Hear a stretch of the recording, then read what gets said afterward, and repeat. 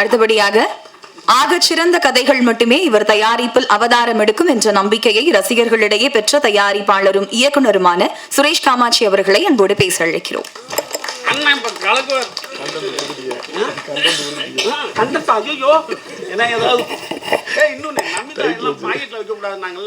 அண்ணன் சித்ரா அண்ணனும் இவன் யாரு நம்ம வந்து பேண்ட் பாக்கெட்ல தான் வைக்கிறோம்னு பேசிட்டு இருக்கீங்க. நீங்க அங்கேயே ஆபத்து இருக்கு பாத்துக்க. யாரு மீனாட்சி இவரும். இவ்விழாவிற்கு வந்திருக்கும் பத்திரிகை மற்றும் ஊடக நண்பர்கள் அனைவருக்கும் எனது மாலை நேர வணக்கம். நாற்கரப்போர் இந்த படம் வந்து எங்கள் ஊரை சேர்ந்த அண்ணன் வேலாயுதம் அவர்கள் தயாரிச்சிருக்காரு. பட் அவர் வந்து என்கிட்ட கதை இந்த படத்தை வந்து சொல்லும் போது எனக்கு ஆச்சரியமாக இருந்தது. இப்படி ஒரு கதையை அவர் தேர்ந்தெடுத்ததுக்காகவே அவருக்கு முதல்ல வந்து நன்றி சொல்லணும், வாழ்த்துக்கள் சொல்லணும். ஒரு புது தயாரிப்பாளர் இப்படி ஒரு கதையை தேர்ந்தெடுத்து பண்ணணும்னு நினச்சது வந்து அவருக்கு உண்மையாகவே அவருக்கு வந்து நம்ம வாழ்த்து சொல்லலாம். அந்த இயக்குனரும் அந்த கதையை வந்து மிக நேர்த்தியாக பண்ணியிருக்காரு. இங்கே வெற்றி தோல்வியெல்லாம் வந்து சகஜம். ஒரு படம் எடுக்கிறோம், உடனே அது நம்ம வெற்றி பெறணும், 100 கோடி கலெக்ஷன் ஆகும் அப்படின்றதெல்லாம் வந்து தாண்டி நம்ம வந்து நம்ம சிறப்பாக நம்ம வேலையை சிறப்பாக செஞ்சுருக்கோமா, அவ்வளோதான். அதுக்கப்புறம் வந்து அது ரசிகர்கள்ட்ட போகும்போது அது எப்படி அவங்க வந்து ஏற்றுக்கிறவும் செய்யலாம், ஏற்றுக்காமல் இருக்கலாம். ஒவ்வொருத்தருக்கும் ஒரு பார்வை இருக்கும். ஸோ அதை பொறுத்து தான் வெற்றி தோல்வியும் தீர்மானிக்கப்படுது. வெற்றி பெற்ற படங்கள் வந்து பெரிய படம் சொல்கிறோம், தோல்வி பெற்ற படங்கள் சின்ன படங்கள் சொல்கிறோம். மற்றபடி பட்ஜெட்டை வச்சுலாம் எந்த படமும் பெரிய படம் சின்ன படம்லாம் இல்லை. சிறிய படங்களே இன்றைக்கி பெரிய கலெக்ஷன்லாம் பண்ணிக்கிட்டு இருக்கு. என்னை பொறுத்தவரை நான் வேலாயுதனுக்கு சொன்னது என்னென்னா, இங்கே வர தயாரிப்பாளர்கள் 90% என்னென்னா ஒரு படம் எடுப்பாங்க. அந்த படத்தில் அவங்களுக்கு நிறைய கசப்பான அனுபவங்கள் இருக்கும். அந்த படம் வந்து நிறைய வேதனையில் பட்டிருப்பாங்க, பொருளாதார இழப்புறாங்க. ஆனால் ஒரு அனுபவம் கிடச்சிருக்கும். அந்த அனுபவம் வந்து அவங்களுடைய முதலீடு. அப்போ என்ன பண்ணால் நம்ம விட்ட இடத்துல தான் முடிக்க முடியும். வெளிச்சம் இருக்குன்றதுக்காக வெளியில் போய் தேட முடியாது. அப்போ நம்ம தொலைச்ச இடத்துல தான் தேடணும். நம்ம இந்த சினிமாவில் தான் விட்டுருப்போம். நம்ம இந்த அனுபவத்தை அடுத்ததுக்கு, ஏன்னா அனுபவமே இல்லாமல் ஒரு தொழில், அனுபவமே இல்லாமல் ஒரே தொழில் வந்து தயாரிப்பாளர் தொழில் தான். பணம் இருக்குன்னா வந்து படம் எடுக்கலாம். யாராவது ஒருத்தர் அதை கூப்பிட்டு வந்துடுவாங்க, கூப்பிட்டு வந்து படம் எடுக்க வச்சுட்டு நம்ம வந்து அந்த பணத்தை போட்டு திரும்ப ரிலீஸ் பண்ணும்போது அது ஒரு பெரிய சேலஞ்சாக இருக்கும்.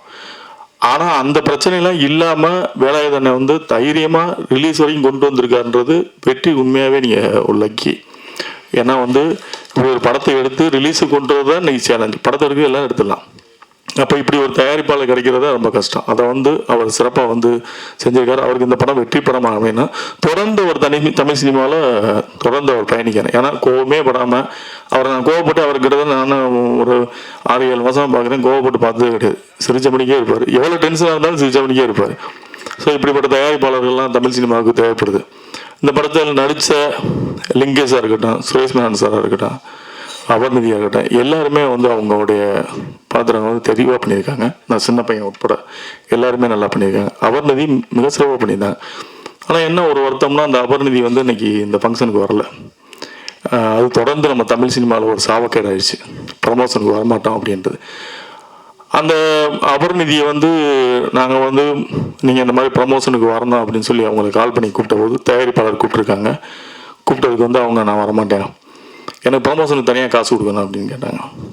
இது புதுசாக இருக்குது, ப்ரமோஷனுக்கு தனியாக காசு கொடுக்கணுன்ற புதுசாக இருக்குன்னு சொல்லிட்டு அப்புறம் என்கிட்ட சொன்னாங்க. நான் உடனே அந்த பொண்ணுகிட்ட வந்து நான் அடித்து பேசுகிறேன். இது மாதிரி வந்து பப்ளிசிட்டிக்கு நீங்கள் கண்டிப்பாக வரணும். இங்கே வந்து சினிமா வந்து இருக்க நிலைமை ரொம்ப மோசமாக இருக்குது. ஒருத்தர் வந்து ஒரு படத்தை எடுத்து ரிலீஸுக்கு கொண்டு வரான்றதே பெரிய விஷயம். அப்போ நீங்கள் பப்ளிசிட்டிக்கு நீங்கள் வரணும்ல, நீங்கள் வராமல் இருக்கிறது நியாயம் இல்லை அப்படின்ற மாதிரி சொன்னோம். இல்லை நான் வர முடியாது. ரெண்டாவது அவங்க 2-3 கண்டிஷன் வச்சாங்க. அதெல்லாம் சொன்னால் பெரிய கான்ட்ரவர்சி ஆகிடும். அவங்க வச்ச கண்டிஷன்ஸ்லாம் வந்து நான் ஸ்டேஜில் யாரோட உட்காரணுன்ற வரைக்கும் அவங்க டிக்ளேர் பண்ணுறாங்க. நான் உட்கார ஸ்டேஜில் இவங்கெல்லாம் தான் உட்காரணும், எனக்கு ஈக்குவலானவங்க தான் உட்காரணும் அப்படின்ற வரைக்கும் பேசுனாங்க. எனக்கு பயங்கர கோபம் ஆயிடுச்சு. என்ன இப்படி பேசுகிறாங்க? ஒரு ஆர்டிஸ்ட் வந்து என்ன எதுனே தெரியாமல் இப்படி பேசிகிட்டு இருக்காங்கம்மா. நீங்கள் ஒன்று பண்ணுங்கள், உங்களுக்கு வந்து நான் சொல்கிறது புரியலை, நீங்கள் வேணால் நடிகர் சங்கத்தில் கம்ப்ளைண்ட் பண்ணுங்கள். இந்த மாதிரி வந்து இந்த படத்தை வந்து நீங்கள் கூப்பிட்ற ப்ரொமோஷன் கூப்பிட்றாங்க, நான் வரமாட்டேன்னு சொல்கிறேன். என்ன பிரச்சனையாக இருந்தாலும் பேசுவோம், நீங்கள் நடிகர் சங்கத்தில் சொல்லுங்கள் அப்படின்னு. இவரும் தயாரிப்பாளர் சங்கத்தில் ஒரு கம்ப்ளைண்ட் கொடுத்துருக்காரு. அந்த கம்ப்ளைண்ட்டுக்கு வந்து தயாரிப்பாளர் சங்கம் கூப்பிட்டுருக்காங்க. அவங்க வரலைன்னு நினைக்கிறேன். அது என்ன ஆச்சுன்னு தெரியல. அப்போ நடிகர் சங்கத்தில் நீங்கள் சொல்லுங்க மாதிரி நடிகர் சங்கம் உறுப்பினரே இல்லைன்றாங்க அவங்க. சரி வேறு இவங்களை என்னதான் பண்ணுறது அப்படின்னு சொல்லிமா, நீங்கள் வர்றீங்களா வரலையா அப்படின்னு. நான் முடியாது சார், எனக்கு 3 லட்ச ரூபா கொடுத்தா நான் வர்றேன் பப்ளிசிட்டிக்கு, இல்லைன்னா வரமாட்டேன். ரொம்ப நன்றி, வைங்க, உங்களுக்கு 3 லட்ச ரூபா கொடுக்குறத நாங்கள் வேறு மாதிரி பப்ளிசிட்டி பண்ணிக்கிறோம், விட்டுருங்க அப்படின்னு சொல்லிட்டு விட்டாச்சு. அப்புறம் ஒரு 2 நாள் பொறுத்து கால் பண்ணாங்க. சாரி சார், நான் தெரியாமல் பேசிட்டேன் அன்றைக்கி, யாருன்னு தெரியாமல் பேசிட்டேன், சாரி நான் மன்னிச்சிருங்க, நான் வந்து அந்த ஃபங்க்ஷனுக்கு வரேன், நான் ப்ரமோஷன்ஸ்க்கெலாம் வரேன், நான் இருக்குங்க சாரி பரவாயில்ல, நீங்கள் சப்போர்ட் பண்ணுங்கள். அந்த இயக்குனர் வந்து புதுசாக படம் பண்ணுறாரு, உங்களோட நிறைய கலைஞர்கள் நடிச்சிருக்காங்க, நீங்கள் கொஞ்சம் ஃபெமிலியரான ஆள், வந்தீங்கன்னா உங்கள் சப்போர்ட் கொஞ்சம் யூஸாக இருக்கும், வாங்கன்னு சொன்னேன்.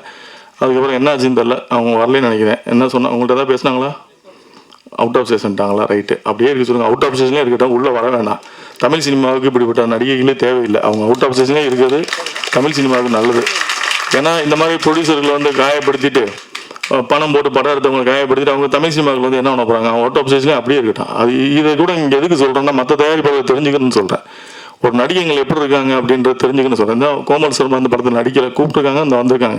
நமிதா அவங்க பிஸிலையும் கூப்பிட்றாங்க, வந்திருக்காங்க. ஸோ ப்ரமோஷனுக்கு வரலைன்னா என்ன அது என்ன ஆக்டிவிட்டின்னு தெரியல. இது ரொம்ப வருத்தமான ஒரு விஷயமா இருக்குது.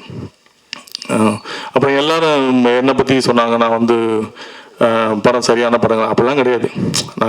எனக்கு வந்து அண்ணன் வேலையை வந்து நம்ம ஊருக்காரு, சரி அவருக்கு சப்போர்ட் பண்ணணும் அப்படின்னா. ஏன்னா நல்ல படங்கள்னால் நமக்கு வந்து சமீபத்தில் நான் மீரா கதிரவனோட ஒரு படம் பார்த்தேன், மிகச்சிறந்த படம்.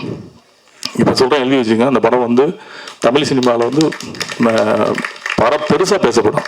அந்த மாதிரி ஒரு படம் எனக்கு ஒரு படம் பிடிச்சதுன்னா, எனக்கு அந்த படம் வந்து ஏதாவது ஒன்று பண்ணணும்னு எனக்கு மனசுக்குள்ள ஒரு ஜெயிக்கிறோம் தோக்குறோம்லாம் தாண்டி எனக்கு கதை பிடிக்கணும்.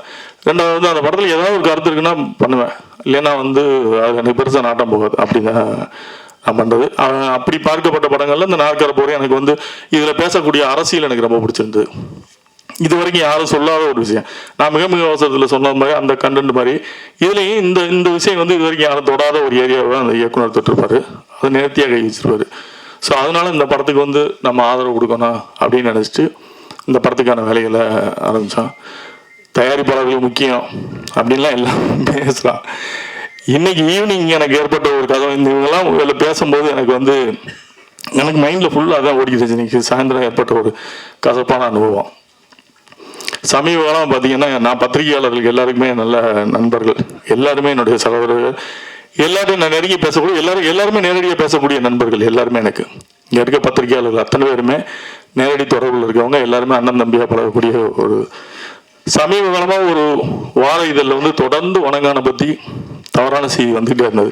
எனக்கும் பாலண்ணனுக்கும் பிரச்சனை, பாலண்ணனுக்கு எனக்கும் பணத்தினால பிரச்சனை அப்படின்னு என்னதோ சொல்கிறாங்க. நான் கடந்து போயிடுறது. என்ன பஞ்சாயத்து, ஒருவேளை பஞ்சாயத்து இருந்தால் நீங்களே வந்து கூட தீர்த்து வச்சுட்டு போயிருங்களா, எங்கள் 2 பேருக்கு எதாவது பஞ்சாயத்துனா சரி பரவாயில்ல நீங்களே வந்து தீர்த்து வச்சுட்டு போயிருங்க அப்படின்னு கூட எனக்கு நுழைந்து வந்து எதுக்கு எழுதுறாங்க அப்படின்னு. இந்த இது பிரச்சனை ஒரு பக்கம் போயிட்டு இருக்கும்போது இன்னைக்கு சாயந்தரம் அதே பத்திரிகையிலேருந்து ஒரு இன்டர்வியூவாக வந்திருந்தாங்க. அதே வார இதழ், ஒரு முன்னணி வார இதழ் இன்டர்வியூவாக வர்றாங்க. அந்த பத்திரிகையில் பணியாற்ற அத்தனை பேருமே என்னுடைய நண்பர்கள். அவங்க வச்ச கேள்வி வந்து எனக்கு உண்மையாகவே வந்து மிகப்பெரிய ஒரு கோபத்தை. முன்னாலாம் எப்படி நீங்கள் பத்திரிகையில் எங்கள்கிட்ட கேள்வி கேட்பீங்க, ஒரு கேள்வி கேட்பீங்க, நாங்கள் பதில் சொல்லுவோம், அதுக்கு ஒரு துணை கேள்வி கேட்பீங்க, அந்த என்னோட பதிலேருந்து ஒரு துணை கேள்வி கேட்பேன். இதெல்லாம் வந்து ஜேர்னலிஸ்ட், இவங்க வந்து பத்திரிகையாளர்கள். அந்த தரத்தில் தான் எனக்கு பத்திரிகையாளர்கள். ஆனால் ஒரு கேள்வி கேட்போம். நான் ரவி பெர்னாட் சார்லாம் வந்து அவள் பார்த்து பிரமிச்சிருக்கேன் அவரோட கொஸ்டின்ஸ்லாம். அப்படி நான் பத்திரிகையாளர் வந்து ரொம்ப நேசிக்கக்கூடிய ஆள். ஏன்னா எனக்கு சோசியல் மீடியாவில் யாராவது ரொம்ப அழகாக எழுதியிருந்தாங்கன்னா, ஆர்டிக்கல் எழுதினா, கவிதா பாரதியோட ஆர்டிக்கலுக்குலாம் நான் வந்து எனக்கு ரொம்ப பிடிக்கும். அப்படி எனக்கு ஒரு சோசியல் மீடியா அந்த ஃபேஸ்புக்கில் வந்து நிறைய பேரை வந்து நான் ஃபாலோ பண்ணுவேன். நான் அவங்களுக்கு கமெண்ட்ஸ் கொடுக்குறேன், அதெல்லாம் கிடையாது, நான் ஃபாலோ பண்ணுவேன் அவங்க என்ன எழுதுறாங்க. அப்போ ஒரு இன்டர்வியூ வந்திருக்காரு. இன்டர்வியூ வரும்போதே ஒரு 15 கொஸ்டின் வச்சுருக்காரு. இப்போலாம் வந்து கொஸ்டின் வந்து கேட்குறது கிடையாது, எழுதிட்டு வந்துடுறது, ஆஃபீஸில் உட்காந்து ப்ரிப்பேர் பண்ணி வந்துட்டு அந்த கொஸ்டினை வச்சுட்டு ஒரு கேள்வியாக வந்து கேட்ட கேள்வி எல்லாமே அமைச்சூராக இருந்தது, எல்லாத்துக்கும் பதில் சொன்னேன். கடைசியில் ஒரு கேள்வி கேட்டார், பாலாவை வச்சு படம் எடுத்தவங்களாம் ரோட்டுக்கு போயிட்டாங்க, நீங்கள் எப்போ ரோட்டுக்கு வர்றீங்க? எனக்கு பயங்கர கோபம் வந்துருச்சு. பாலாவை வச்சு படம் எடுத்தவங்களாம் ரோட்டுக்கு வந்துட்டாங்க, நீங்கள் எப்போ ரோட்டுக்கு வர்றீங்கன்னு ஒரு பத்திரிகையாளர் கேட்க வேண்டிய கேள்வியா இது? நான் இதே கேள்வியை திரும்பி அந்த பத்திரிகையாளர் கேட்டேன்னா, உங்களை மாதிரி பத்திரிகையாளர்லாம் வச்சுருக்கிற அந்த வார இதழ் அவர் என்னைக்கு ரோட்டுக்கு வருவார் அப்படின்னு கேட்டேன்னா இது எப்படி இருக்காது?